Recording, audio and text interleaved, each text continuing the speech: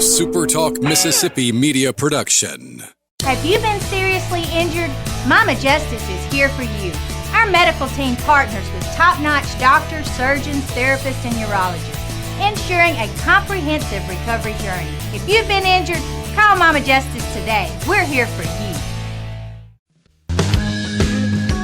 I'm Steve Azar, and I'm on the other side of the microphone, meaning I'm asking the questions this time, and oh, have mercy for the airwaves. I spent 20 years in Music City, wrote and made some hits, traveled the world, and then moved my family back to the birthplace of American music and where the magnolia trees prosper.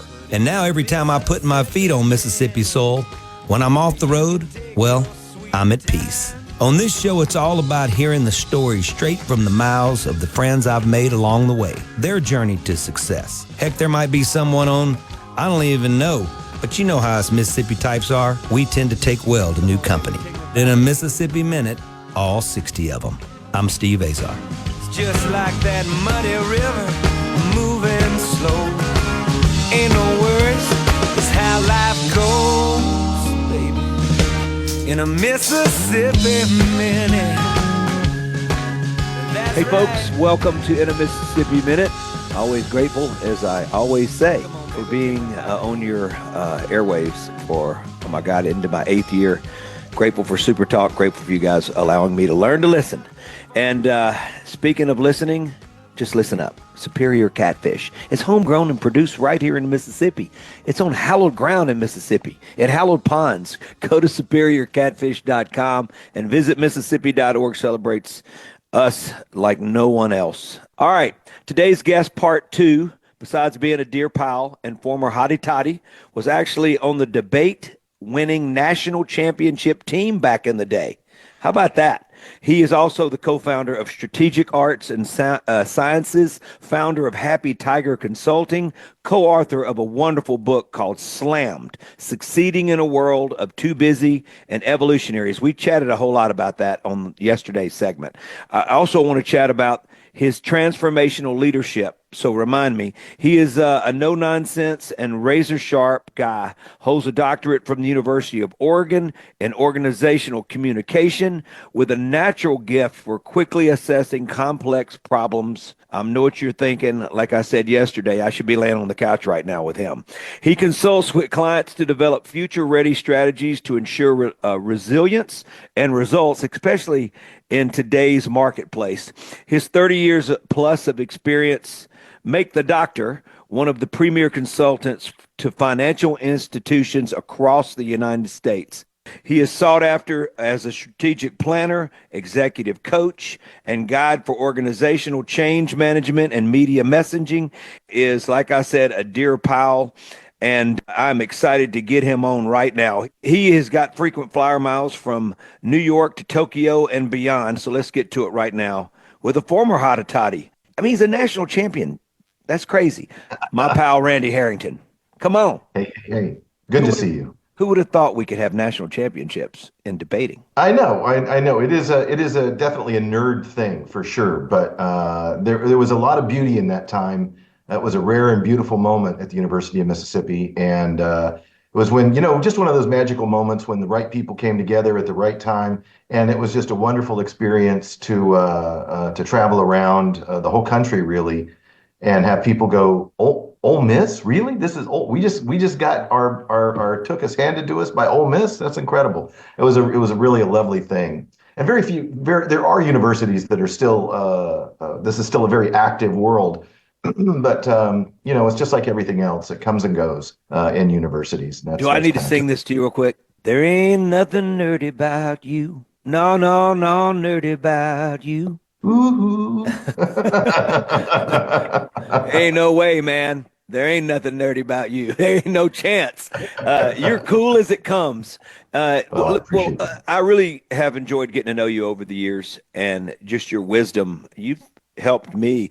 I remember having these conversations in COVID with you and how I would get off the horn, and it really helped me focus. You're always teaching and you're always helping.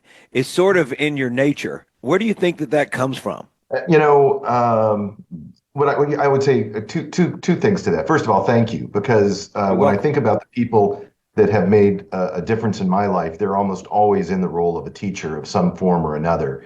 And so I think to be in that category of human is always going to be a good thing. But I think that really what you have is there's a certain selfishness in teaching too, because I'm sure you've had this experience where perhaps even with your own music, you go out and you're singing this song that maybe you wrote 3, 5, 6 months ago, and you're singing it to a whole bunch of people. And it is when you look at them as you sing your song that you begin to understand. You begin to understand the song you actually wrote. You knew there was something there. You knew this all came together, but it's only in the reflection back to you from the people that you're sharing it with that you really truly understand it. And everybody has also had that experience of, when you finally try to teach your son or daughter how to bake that cake, you finally understand how to bake that cake because you're teaching it. It's kind of like, oh yeah, that's the way we really do it, So you get something by the act of teaching, and I think that what you end up getting is more empathy. You get more compassion, and most importantly, a deeper understanding of what the heck you're talking about. If you can teach it, then you've got it. If you've got it in your head and you can't get it out, then maybe it'll work for you to do something, but otherwise, no. I've become a much better songwriter as I've taught others. There's no doubt about that, because like you said, it just puts you in a different element of the process, a different place in the process that you've never been to when you've never experienced actually working with others rather than you being the one worked with. It's an amazing journey that we're always on. I love hearing that. Speaking of doing it right now, you and me, Mike Farrell, the Monk guy, who I teamed you guys up, who both of y'all have been on my shows numerous times. We're doing a transformational CEO retreat and conference at the fabulous Pearl River Resort, hopefully at the end of July. From your expertise, can you explain what the heck we're going to do and what we're going to do? No, I know what we're going to be doing, but they'd rather hear it from you than me. It's going to make a lot more sense. Well, I mean, what a treat. I mean, this is the thing. We're time starved. All of us are time starved. And so to be able to have 3 days where we can get together and slow down and we can spend some time, and the people that attend this are going to get a chance to hang out with you, not just listen to your music, the hospitality that comes with that location, but they're going to get a chance to just kind of put their feet back and listen and be in conversation one-on-one. And the same thing with Mike and the same thing with me, where we're going to all be able to sit down and have a conversation about what really matters in this world and where you're at and where you want to go and how you need to get there and the community you're going to need to get there and the relationships you're going to need to develop and the things you're going to need to stop doing and the things you're going to need to start doing. And so all of that conversation happens in these beautiful transitional moments where we finally stop and take some time. And that's what this is going to be all about. So we're going to be meeting people where they are. So if you're coming to that experience, we're going to be paying close attention to what your goals and interests and values are. Mm-hmm. And, Mike Farrell he's one of those deep old buckets of wisdom where he's going to be bringing, these aren't TikTok truths. He's going to be bringing the stuff that comes from the deep roots of humanity and spiritual awareness, but it's also not going to be just a big church fest. It's going to be about the reality of the world that we're facing and what we need to do as actors in that world. So it's just a chance for you to, if you want to come and just hang out and learn a few things, have a good time, meet Steve Azar, hear some amazing music, eat great food, play some golf. Yeah, that's going to happen. And if you want to get there and really try to start unfolding your own potential as a human, whether you are 30, 40, 50, 60 years old, don't matter, right? I think that you're always in this state of beginning. And that's what we're going to be doing there. So we're going to. You've been doing this a whole lot, and like Gwen, my wife, is always listening to these podcasts, and obviously there's you get back and you Zoom together, and when you're going back to achieve some of these goals that we're going to work on with their businesses. She says this is really one of the hot things that are happening around. You've been doing this for how many years? Oh, 25, something like that. Yeah, a lot of years, and you're heading to Detroit to do that this week, and you're heading all over the country like you do. And Mike, you guys finding a schedule between me, you, and Mike was difficult, but we did find a window. So I'm excited about this, and I love how you guys have broken my songs down in actual and exercises that take That's you right. to the place you need to get to business wise.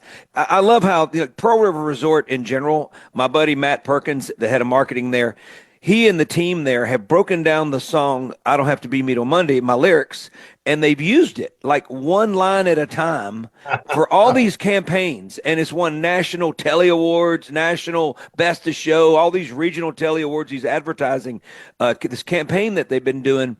And I just could never imagine. And when you guys were doing the same thing with the songs as far as using it in business principles, I was like, how did you know what I was thinking when I was writing the song? I mean, it really moves me, and it put me back in the place in the original moment when the inspiration was upon me. So I'm really For that excited song. about us doing all. So take a quick break, and we're going to dig into a bunch of stuff that you celebrate with all of your CEOs around the country. We're with my pal Randy Harrington, co-author book Slammed, also co-founder of Happy Tigers. They hit the road, and they're awesome with a few Navy SEAL friends of his. And he's a consultant to so many CEOs around the country, big businesses, big as they get. Speaking of big as they get, the catfish that you want on your plate, Superior Catfish. There's catfish, and there's Superior Catfish. Head on over to superiorcatfish.com and visit Mississippi.org. You know I'm a fan as your music and culture ambassador of this hallowed ground we call Mississippi. Plan a road trip. We'll be right back.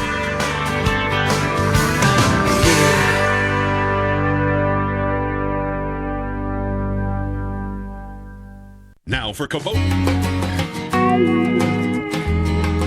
Steve Azar here, rolling into a Mississippi Minute with my dear pal, author of the book Slammed, Randy Harrington, incredible consultant for big time CEOs around the country. He's been doing it for 25 to 30 years, and he has built companies, sold them. Before we get to talking about that process and what it took to be successful and to help other companies achieve success, let's talk about the most successful catfish swimming around in the pond right now in Macon, Mississippi. Headed to your plate. Go to store.superiorcatfish.com and it'll come to your house. And next thing you know, it's in your skillet. And next thing you know, it's on your plate, and you know what happens after that. And visit Mississippi.org. I'm a believer in our beautiful hallowed ground we call Mississippi. Plan a road trip, fall in love with your Mississippi all over again, as I often say. All right, Randy Harrington is my guest today. Randy, I want to talk about these companies that you did build up and some of the key CEOs and companies that you worked with along the way. Sure. So, it's a big jump. And if you're an entrepreneur, there's that moment where you realize that there's no way you're going to be able to achieve your dreams if you don't get other support helping people. And so I've always been a bootstrap kind of a business guy where I've never been quite so sophisticated enough to go out and get, rounds of funding and all of that business. I've been like, I'm just going to do a good business and get it started and get it going. And so the first thing I want to do is tip my hat to anybody who finally said, you know what, I need somebody to keep my books for me. I'm going to go and hire a subcontractor to start doing my billing, for example. That one step, when you reach out and you begin to get extra professional help to make your business go, that's the very same thing. That is the Lego piece that you have to do repeatedly. It's about identifying a specific need that you can't fill, but is an essential piece to get where you want to go. And then you begin to build the community that eventually we call a company. And I think that's the way it rolls. And so I was able to start, the first one I started was a company called Extreme Arts and Sciences. And we started that company basically because there were a lot of, in my opinion, there were some unsavory people out there doing bad things in the name of consulting. And they would say things like, what you want to do if you're going to be a consultant is you go get in that company and then you camp out there. You become, you're going to be on their payroll forever, whether they know it or not. And I've always resisted that. I've always thought as soon as I take a job with a company, I want them to know when I'm going to leave and what my goal is to not be required for them to do their job. That's that teaching part, right? So that was the extreme piece. It was we're going to go to the edges and we're going to push people, but we're also going to make the responsibility for success remain in the leadership of that company. It's not going to be something they can farm out, and it worked pretty well. So we started as a kind of a boutique communication agency where we were helping companies pull together communication plans for big changes or growth. And eventually that caught the eye of Microsoft, and we started working with Microsoft, and they are, guess what, a pretty big company. And and to this day, when their corporate footprint is 2 or 3 zip codes, that's a thing. It's just you can't even fathom how big that company is and what it means to be a global company. Right. And so Extreme really kind of took us on a wild ride. I'd say it was very much. I'm not a cowboy and I'm not a rodeo guy, but I think it was very much for us like climbing on the back of some big old bull and then having them say, okay, go. And now you're just hanging on. You're hanging on for dear life. Small company, working for an enormous company. And that was our experience with Microsoft. But through the whole thing, what we realized was, guess what? These people are people. These people got problems that people have. So as fancy as they are, as big as they are, whether they were talking about, oh, we're, Eastern Europe, we're Middle East, we're Asia, we're Africa, whatever. It was, there was continuity. And so we were able to, once we kind of got over the shell shock of the size of these organizations, and we broke it all down, it came down to the fact that, these are just people. And I imagine you have the same kind of experience where when you're writing music, the music that really hits and lands is the stuff that just gets right down to that common denominator that we all have. We all want the best for ourselves and for our family and for our teams. And we all want to do the right thing. We all want to be successful. Well, this reminds me more along the production side. So as a producer, I worked with a lot of producers back in the day that were the hottest around, right? And they would bring me in when I'd get this developmental deal and we'd screw it up. And it cost me a year of my life every time, right? And they would bring me in and they would just do what they know. And maybe I wasn't prepared looking back to take over and let me be driving. So they would drive the entire production. I'd be riding shotgun or sometimes in the back seat with my own songs. And by the time they were produced, they were a totally different song. Totally different from when I went in there and sat down and played alone and they said, okay, we're going to give you a budget to go make this music, go make it. And when it show back up on their desk, they're going like, that's not what I heard, right? And so over time, I realized you have to be, as a producer, even if you're producing the biggest act in the world, and like you're coming in from that perspective of extreme arts and sciences to a smaller company working with this big global company like Microsoft or GoDaddy or a lot of the places you worked with, I noticed that if you ride shotgun as a producer and you let that artist drive, then you're going to arrive to the product, which is the record, which is going to have all of the important emotion and the good stuff that is never supposed to be siphoned out of the process but before it gets to the listener, and it's just been interesting. I've learned that, and I've learned to sit on that side over there, without the steering wheel. It's a brilliant thought, Steve, because I think that the reason those producers put you in that backseat is because they were afraid, they were operating out of fear and lack of understanding, and they didn't want to look stupid. So they started just kind of swaggering around and saying, oh, well, here, this is what we do, this is the way we do it. And cutting all the edges off of your work in a way to make it fit into their, square peg round hole problem, right? As opposed to really working with the artist and the art and the messaging the way it was intended.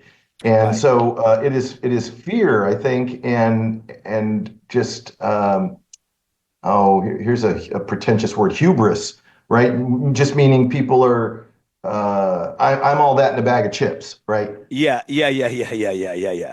Well, and when you get that ego involvement in it. Yeah. Oh, no. There were big egos in the room. You didn't know who the artist was, right? You didn't know who the star was. Yeah. Whether you're supposed to be a star or going to be a star or whatever, they felt like they were the star. But it's okay. But I think you used the word time a little while ago. We're all on this clock, that we have a certain amount of time. And I could, if they were there, they'd come in and just, oh, let's do this and whatever. But I felt like they were reading from a script, Yep. and they were always looking at their watch. Back then there were watches, that actually people looked at the clock, not their iPhones or whatever phones they have. So it was interesting, but as I learned to make my own records and figure out how to be authentic and start having success, which I was able to somehow get through and survive all the mistakes along the way and the false starts. The good news was I learned along the way that when I'm working with artists now, I am going to sit to the right of them if we're driving an American car. And if we're in Europe, I'm going to sit to the left of them and let them drive. Wherever the steering wheel is, that's where the artist has to be. They have to be there, and you have to fight for them and sometimes push them to do these things that they're a little uncomfortable doing, because it won't be them if you get too involved too soon. Let's take a quick break. You got me thinking about all sorts of stuff. You made my day already. I feel way smarter. I know, don't you listeners laugh right now. I know you're thinking, because this is where I know the professor and Gilligan are doing their thing today, and we know who's Gilligan. Randy Harrington is not Gilligan. He's a professor. Incredible, just incredible consultant to the stars of business. I appreciate him being here with me. Superior Catfish, they do it right. Please check out superiorcatfish.com and visit Mississippi.org. You know how I feel about it. Plan your road trip with your loved ones and fall in love with your old Mississippi. We'll be right back. Shoulder to shoulder, half of my line, I'm crowded.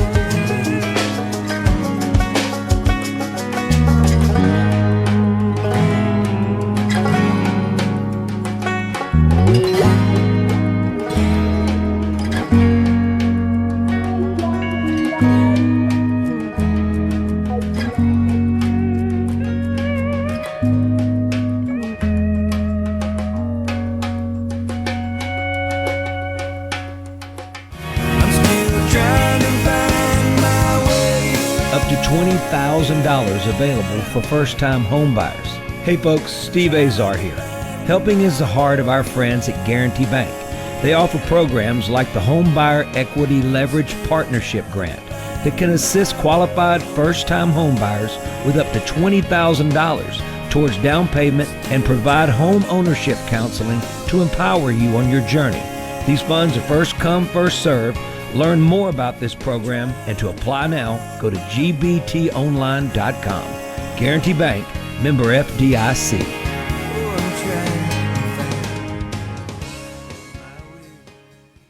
Listen and watch all your favorite SuperTalk Mississippi shows live and on demand. Listen to tons of music. Plus, get the latest breaking news from across the state with the SuperTalk Mississippi app. The SuperTalk Mississippi app. Download the SuperTalk app on your iPhone or Android device now for free. Just search SuperTalk Mississippi in your app store on your mobile device to get everything Mississippi all in one place. The SuperTalk Mississippi app. Get it now. In a Mississippi Minute with Steve Azar. Right here on SuperTalk Mississippi.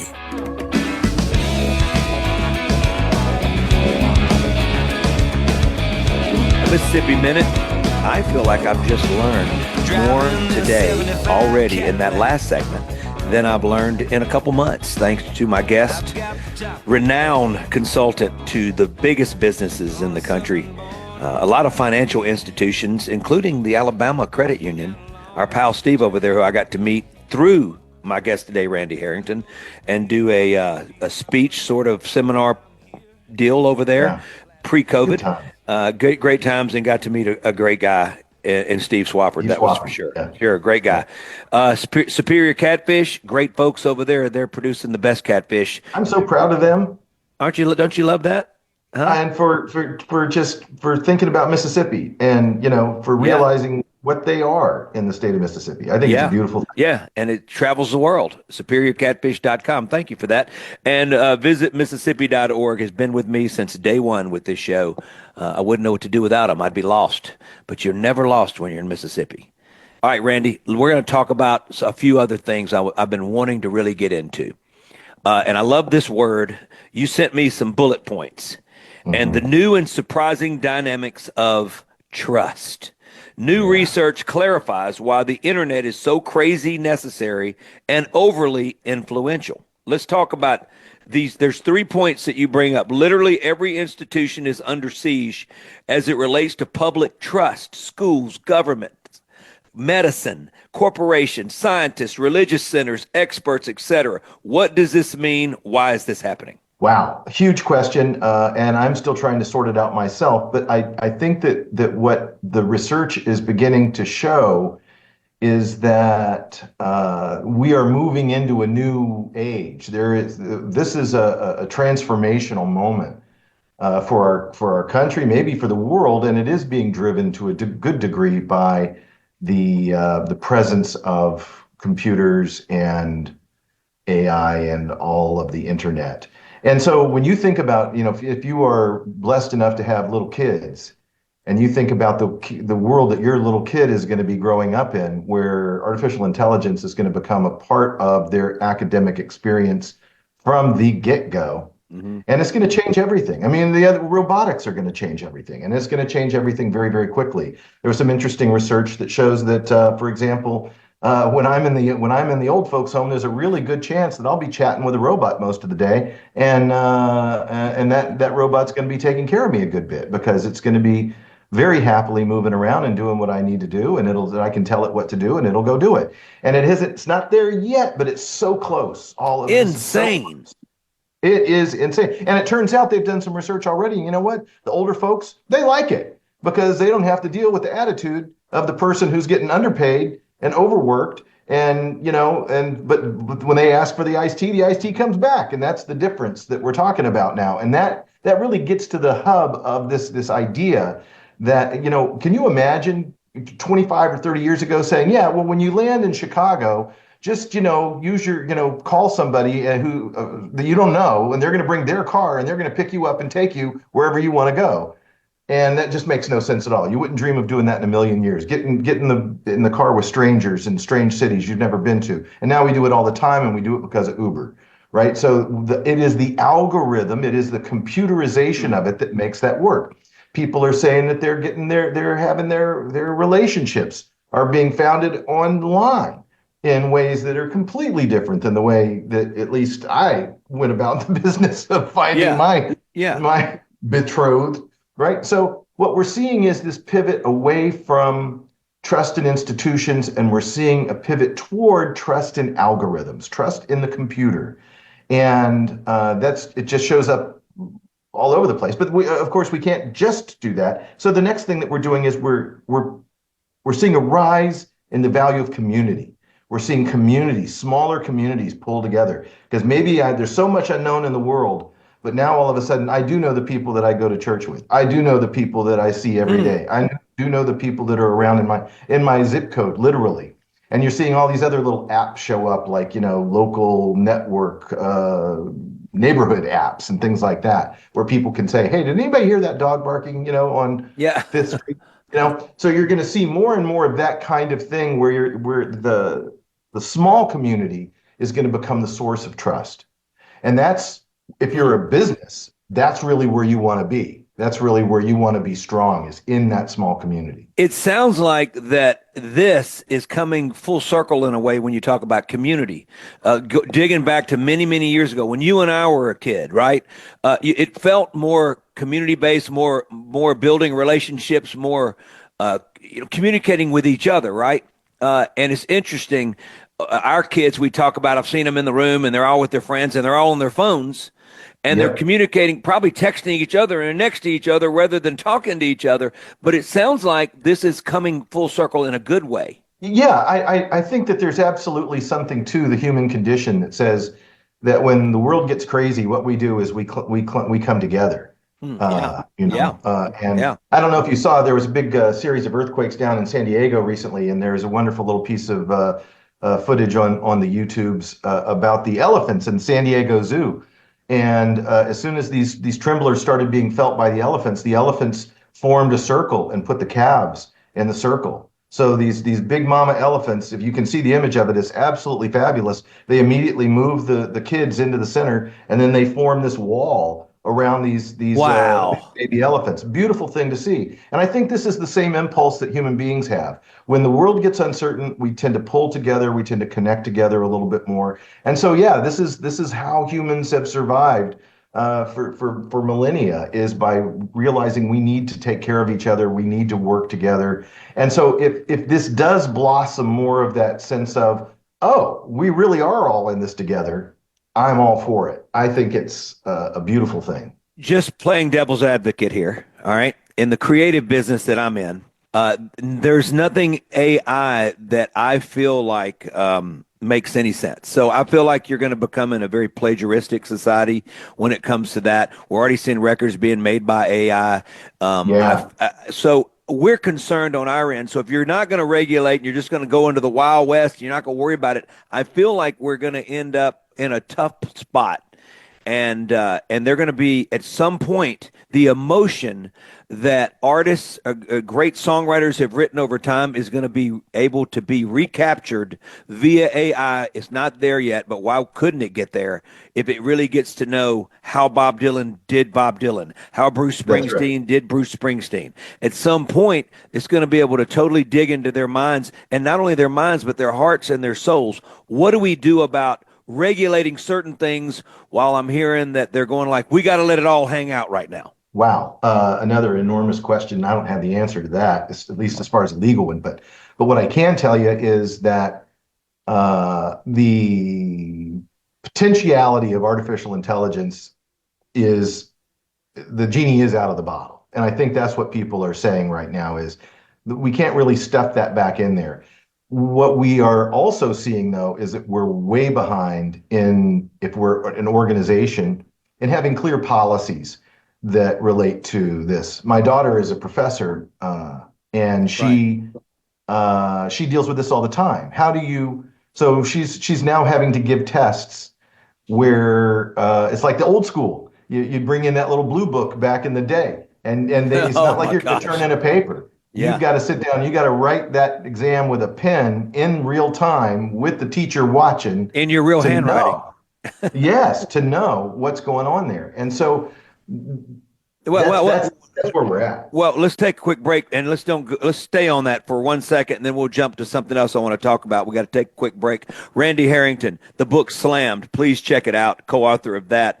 He is Extreme Arts and Sciences, a company he built up, consulted some of the biggest CEOs and companies in the world, and sold it off and started a new company, and all he does is win, win, win. Like him and his buddies won the national championship at Ole Miss on the debating team back in the late 70s. Are you kidding me? Come on with it. And Superior Catfish, always winning national championships, global championships when it comes to quality. Go to superiorcatfish.com and visit Mississippi.org. It does sound like a song to me. We'll be right back. I'm Steve Azar.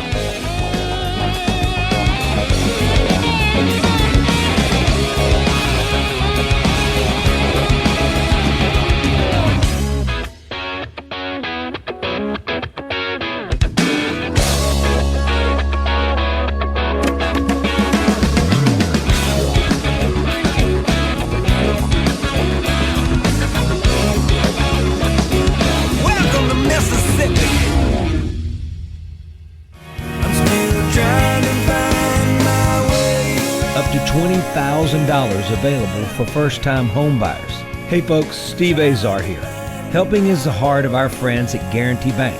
They offer programs like the Home Buyer Equity Leverage Partnership Grant that can assist qualified first-time home buyers with up to $20,000 towards down payment and provide home ownership counseling to empower you on your journey. These funds are first come, first served. Learn more about this program and to apply now, go to gbtonline.com. Guarantee Bank, member FDIC.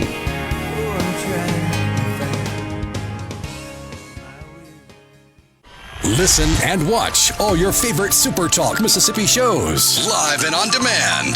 Listen to tons of music. Plus, get the latest breaking news from across the state with the SuperTalk Mississippi app. The SuperTalk Mississippi app. Download the SuperTalk app on your iPhone or Android device now for free. Just search SuperTalk Mississippi in your app store on your mobile device to get everything Mississippi all in one place. The SuperTalk Mississippi app. Get it now.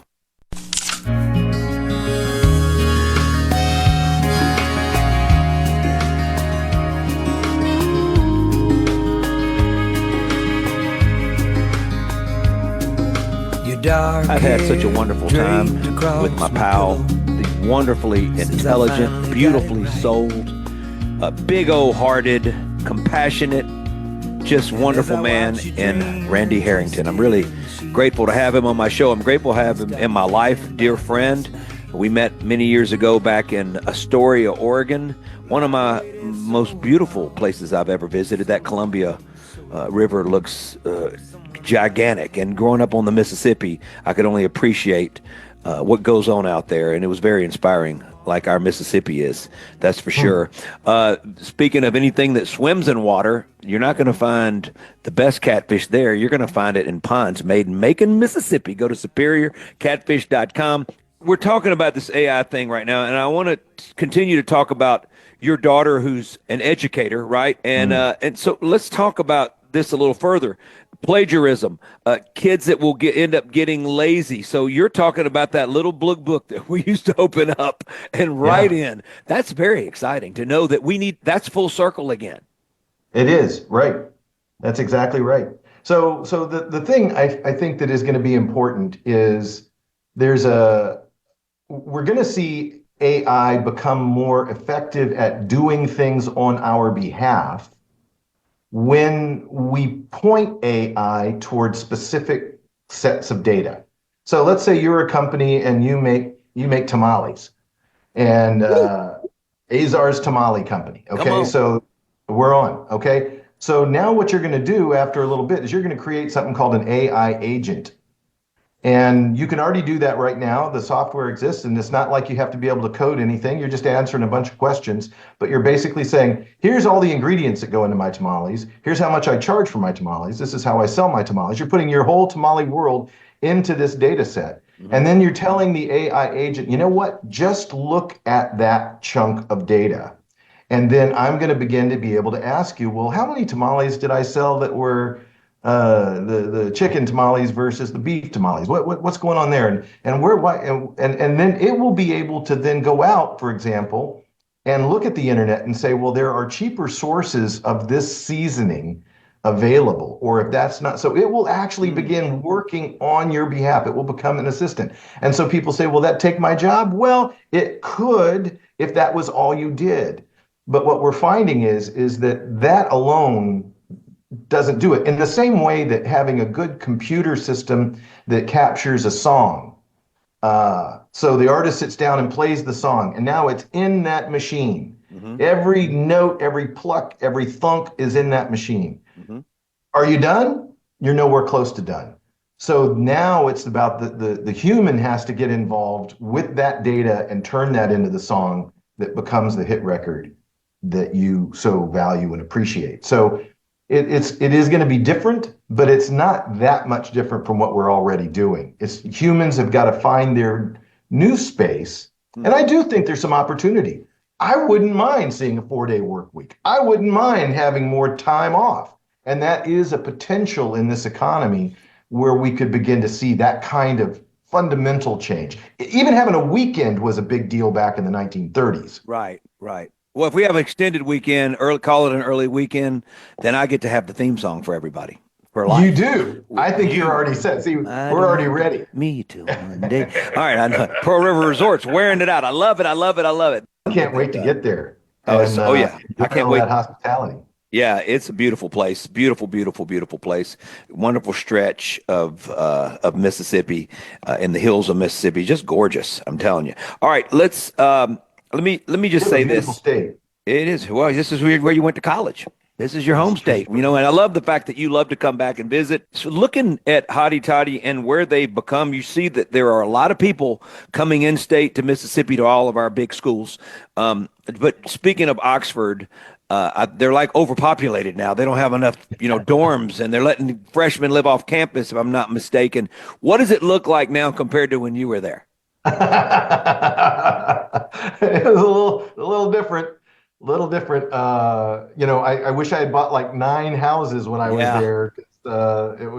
I will tell you this story. I did live off campus, and I lived and this is an absolutely true story. I had a roommate, and my roommate and I paid, drumroll please, $90 a month. Oh my gosh, $90. We had the light bulb with the string on it. It was one of those kind of a places. That's all you needed. Yeah. That's all you needed. And we could get a whole band inside that place too, by the way. That's so funny. That is so funny. Time to fly away. We've run out of time. We got to go. You got to get on a plane tomorrow morning. You have a safe flight. Randy Harrington has been my guest today. Like I said, consultant to CEOs of the stars. I'm talking to the biggest companies, and he has become a dear, dear friend of mine. Randy, I can't thank you enough for taking a Mississippi. Thanks to all my friends in Mississippi. I appreciate you so much. Part 2 is over. Go to superiorcatfish.com. That's never over. And visit Mississippi.org. Oh, yeah. Fall in love with your Mississippi. Steve Azar. I'm Steve Azar. In a Mississippi Minute, all 60 of them, where you can take your sweet time. Listen and watch all your favorite SuperTalk Mississippi shows live and on demand. Listen to tons of music. Plus, get the latest breaking news from across the state with the SuperTalk Mississippi app. The SuperTalk Mississippi app. Download the SuperTalk app on your iPhone or Android device now for free. Just search SuperTalk Mississippi in your app store on your mobile device to get everything Mississippi all in one place. The SuperTalk Mississippi app. Get it now. A SuperTalk Mississippi Media production.